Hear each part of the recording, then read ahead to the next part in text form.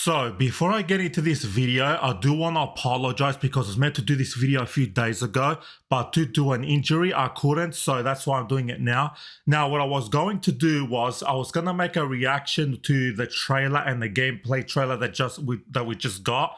But more information has come out and they also shut off a live stream. So instead, what I'm going to do in this video is that I'm going to be going through the live stream and explaining a few stuff. So just to let you guys know that I will be switching in between the male and female route, what they showed off. So if you want to watch the live stream unedited, I'll leave a link down in the description below. So go check that out after you watch this video. And I do highly recommend you guys check it out. So our link's down in the description below. So starting out in this demo that they showed, this is going to be your room. So as you can see, like even in the trailers, this room is messy, but they did say in the live stream is that this room will be customizable. So you'll be able to customize this room and clean that up if you guys want. So that's actually a good thing. And they did also mention is that as you play through the game, you will be able to unlock things and then display them in your room. So that's also a good thing. So I'm guessing every player's going to have their own unique room almost. So you'll be able to customize the room. Also, they did mention is that story-wise, this is originally Bulma's room and she's lending it out to you. So, but I'm guessing over time it's going to become your room. So like your personal space, like your own personal hub is the words that they use. So yeah, so it looks like we are in Xenoverse, we are going to have our own room, which is going to be customizable. So coming out of your room, we see future Trunks there and we can interact with him, which what looks like to be is that around like outside of your room and including like the lobby area, Z fighters and other characters will be appearing there randomly and you'll be able to interact with them. This is actually a nice addition to the game because this might fit the world. It will make the world feel more alive if you be able to interact with things and you know what I mean? If you're able to interact with other characters and other characters will be spawning in and telling you things, you know what I mean? But we have to wait and see how the game is going to handle this because it could be generic stuff. So we have to wait and see. But yeah, so I do like the characters will be appearing around the lobby area and stuff like that. Now, I do want to point out is that where Vegeta is, which is the Saiyan Saga Vegeta, where he's standing, this is just my theory, but I think it could be a possibility to where this is where your master is going to be. So as you guys know, if you played Xenoverse 2, is that you can actually go around the map and you can, hire a master. Like you can have a master, like it could be Goku, Vegeta, or whatever it is, and they can teach you their techniques. So, and what happens is that when you make them your master, they spawn into the that high school. I always forget what that high school's called. Orange, I think it's Orange Star High. I think it was called, where they appear like in front, like we're near the water. I think it was near the water fountain or something like that.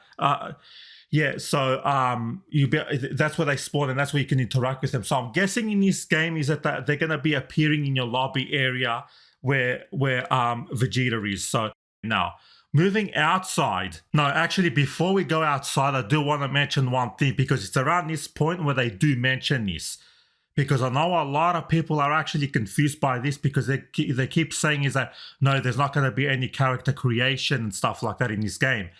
Yes, I can confirm in this game, yes, there will be character creation. So at the start of the game, you do have to pick your race and customize your character. So yes, that is in the game and it is confirmed and I do mention this in the live stream and it is around this point. So, and yes, in the live stream, they do mention is that they will be showing that off down the line. We're just going to have to wait for it because they did say is that there's going to be, new additions to character creation and more features and stuff like that. And also, it's highly, people have been speculating is that we could get a new demon race. So, we're just going to have to wait and see what they're going to show off. But that will be later down the line. They're going to show us all that later down the line. So, moving on to outside. Now, they don't show much around the city, but they just show us like this little area. But judging by everything that we've seen, I do think this will be bigger than Xenoverse 2. It has to, right? It has to be bigger than Xenoverse 2 Subworld. But we're going to have to wait and see so we can see what the full scope of this city is going to be. Because I do think it's, judging by what we've seen, I think it will be pretty big. But it's not going to be like GTA level big. I don't think it's going to be that big. But it will be pretty big. So I cannot wait to explore the city when this game comes out. Now, we do get some interaction with some of these characters, and actually we do get a mission which jumps us to the combat of the game.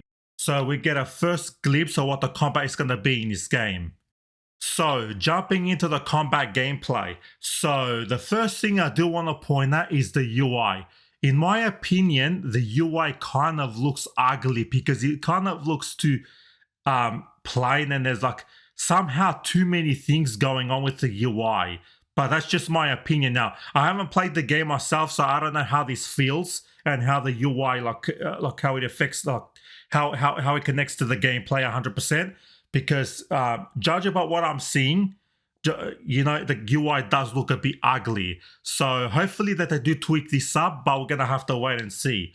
Also, what's a big change in this game is that now when it comes to your super attacks and your ultimates and stuff like that, is that rather than using stamina, rather than using ki, it looks like there's going to be a cooldown. I'm guessing the reason why they did this because they don't want people to spam their attacks, because people do that when they play PvP, which gets kind of annoying. But yeah, I'm guessing I want to get rid of that. That's why it's a cooldown time. Also, what you might notice as well very quickly is that the ki bar and the stamina bar are actually one thing now. So they're actually together, so you don't get two separate, so they're not separate anymore. So that whole system works differently, like I said, because your super attacks have a cooldown now, and your stamina / ki bar works differently now, because I believe that what I can see with this gameplay is that the ki bar, the max level is 5 bars. So yeah, so that's going to work a lot different than before.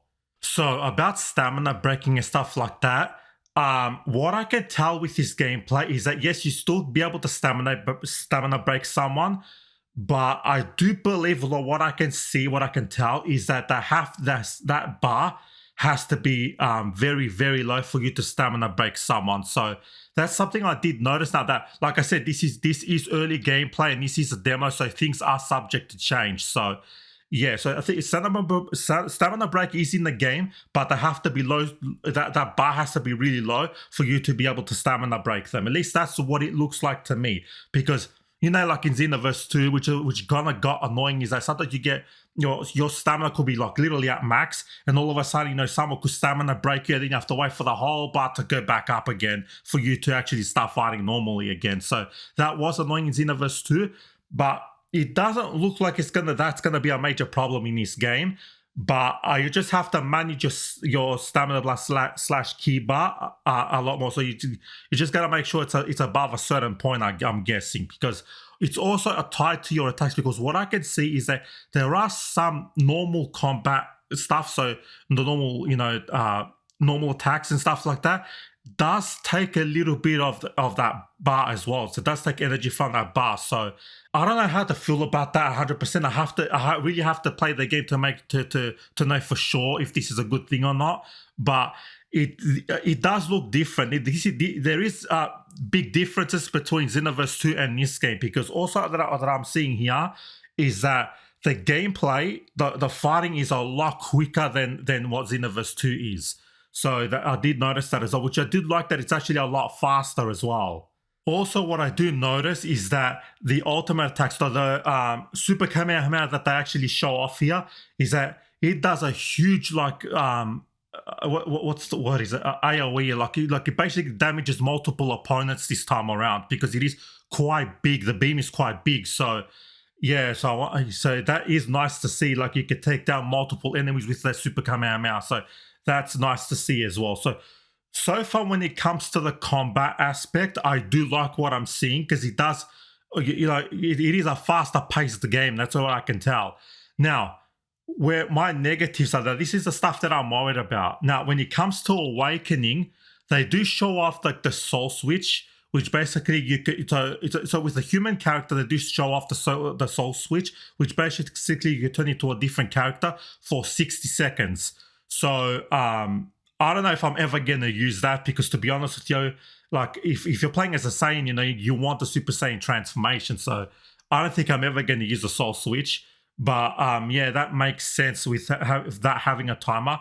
But the problem that I do have, and I think a lot of players are going to have this problem, and actually I'm seeing actually online that people do have a problem, is that when it comes to Super Saiyan, so when you transform into a Super Saiyan, there is a time limit. Now, I don't like that, to be honest with you, because it's kind of silly to have a timer on Super Saiyan.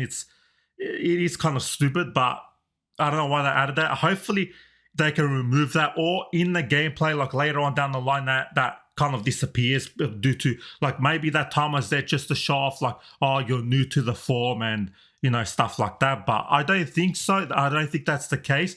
But I do not like the Super Saiyan transformation to have a timer. It's a bit silly.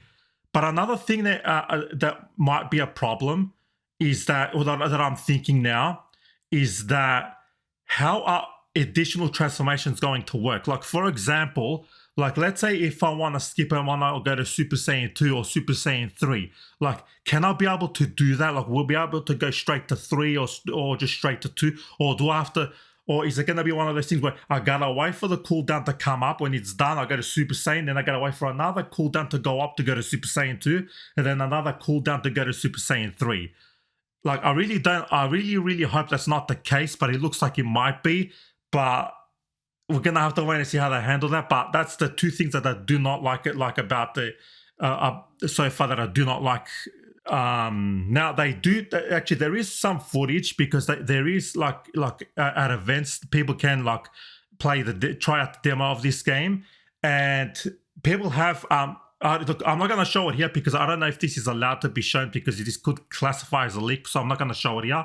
But there is footage of Super Saiyan 3, you know, of the character going Super Saiyan 3, because you can see the hair growing and stuff, like, which I do actually like, that, you know, the hair, even in Super Saiyan, the hair spikes up, and the Super Saiyan 3, you know, the hair grows, the animation. So I do like that aspect, and I do like the animation as well. That's the animation of the transformation. So that does look good. And there is, like I said, there is footage of people showing off Super Saiyan 3. Now, when it comes to Super Saiyan 3, it looks like that's going to be a 30-second time limit, which I actually don't like, because that's all. It kind of feels like you're being rushed to finish the fight when you transform. That's the one thing I do not like about the timer. But that's just me. We're going to have to wait to see like how the gameplay is going to feel like. But that's my main concern is the awakening skill. So I don't like that these things have a timers on these transformations, especially Super Saiyan has got a timer. And the thing is that do I have to wait for a cooldown time to go to the next transformation, then another cooldown to go to the next transformation? You know what I mean? Because I want to be able to go, let's say, to Super Saiyan 2 straight off, like immediately, or Super Saiyan 3 immediately, you know, straight to it. Like, I don't have to go 1, 2, if you guys know what I'm getting at. So that's probably my main concerns about this game. So at the end of the fight, they basically show Broly is basically, you know, the big boss. Now, the one thing I do like so far, look, I can't guarantee this is going to be throughout the whole game, but I'm glad that they removed the whole super armor thing. Hopefully they did actually remove it, and it's just not just a cop-out, because when as you guys can see, as they're fighting Broly, there's no super armor on Broly, which I do like to see that. But Broly does have a big AoE attack, which you kind of do have to get cover and dodge and stuff like that. So I do like that better than having super armor, because super armor in Xenoverse 2 got very annoying. Because like with super armor, you know, you're attacking, but they can still attack you, and you know, you kind of have to be attacked, kind of dodge and stuff like that. It gets very annoying. But I really do hope that, judging by this gameplay and judging by this boss battle as well, that they got rid of the super armor. I hope they did do that, because I do like this version of a boss battle way better than Xenoverse 2. So yeah, I do like what I'm seeing with this boss battle. So far, I do like what I'm seeing with this game, minus, like I said, the transformation stuff, like the timer and the can I actually go to Super Saiyan 2 immediately or go to Super Saiyan 3 immediately. We're going to have to wait and see how the way the transformations are balanced and the way it works. But yeah, so far that's my only main concern is the transformations. Everything else looks good to me. It does. And graphically, the game does actually look pretty good. Now, there is another thing I do want to mention is the RNG, right? because in Xenoverse 2, when you're doing parallel quests and you're trying to unlock a certain item, sometimes that item is so rare to drop something you have to do that thing 50 times, 80 times sometimes, you know what I mean? So that kind of gets very, very, very annoying, for especially when you're trying to customize your character and you're missing that one a skill that you want, or the one piece of clothing that you really want to get and you can't get it, and you gotta keep doing the same parallel quest again and again and again. Now I am hoping, now this is just my hope, that if it works the same way, if Xenoverse 3 works the same way, like if you like parallel quest wise, if it works the same way where you have to do a parallel quest to get certain items, this is just me hoping that if you get an S rank, or this is what they should do, right? If you could get an S rank in a parallel quest, or if there are parallel quests in this game, if you get an S rank, all those items should drop. So that way, because you know S rank is kind of hard to get, you know what I mean? So if you get an S rank, all the items drop. So that way you can customize your character kind of freely, and you get rewarded for getting an S rank. You know what I mean? So it's gonna not exactly force players, but it's gonna encourage players to try to get an S rank and try to get all because in Xenoverse 2, like when you're going through a parallel quest, sometimes like a hidden thing you have to do to beat a boss at the end of it. So that's going to encourage people to seek those bosses out more if they can get the S rank. You know what I mean? It's because the S rank, if he drops everything, people will go for that. You know what I mean? Because like I said, it's very annoying for you to try to get that one thing in Xenoverse 2. Even if you get an S rank, you get just crap over and over and over and over again, and you don't get the thing you need. But hopefully that they do fix this in this game, like I mentioned. Hopefully, like that's what I think they should do with once you get an S rank, everything should drop. That's just my opinion there. But we're gonna have to wait and see how this game's gonna work, because for all we know, this game will not work the same way as Xenoverse 2. So this could be Xenoverse 3 could be a completely different game for all we know. So yeah, so this mission structure could be very different compared to Xenoverse 2. So anyway, we're gonna have to wait and see how the RNG is gonna work in this game. So we're gonna have to wait and see when they show that off. But yeah, I cannot wait to get into this game. So I'm definitely buying this day one, and yes, I will be doing a review on this game when it comes out. So I know the thing is that I was supposed to also do a review on Sparking Zero, but to be honest with you guys, I have not finished Sparking Zero yet, so that's why I haven't dropped a review for that yet. But I will be still dropping a review later on when I finish it, so look out for that when that comes out. So yeah, I'm excited for this game. I cannot wait to play it. So anyway, that's enough from me. Actually, before I end this video, I do want to mention one more thing. I do highly recommend you guys go check out Geekdom 101's live stream, the one he did with SLOplays. Because in the live stream, he does give out exclusive information on what's going to be in the game. So I don't want to say what it is in this video because I don't want to steal his content. So I do highly recommend you guys check out his live stream. I'll leave a link down in the description below. I highly do recommend you guys check it out if you want to know. But also, I do also recommend you guys subscribe to his channel, because when it comes to Dragon Ball, he's very knowledgeable and he's got tons and tons of videos on Dragon Ball. So I do highly recommend you guys check out his channel. Also, same thing with SLOplays as well. Go check out their channels. So anyway, that's enough from me. Like and subscribe if you like this kind of content. And yeah, thank you for watching.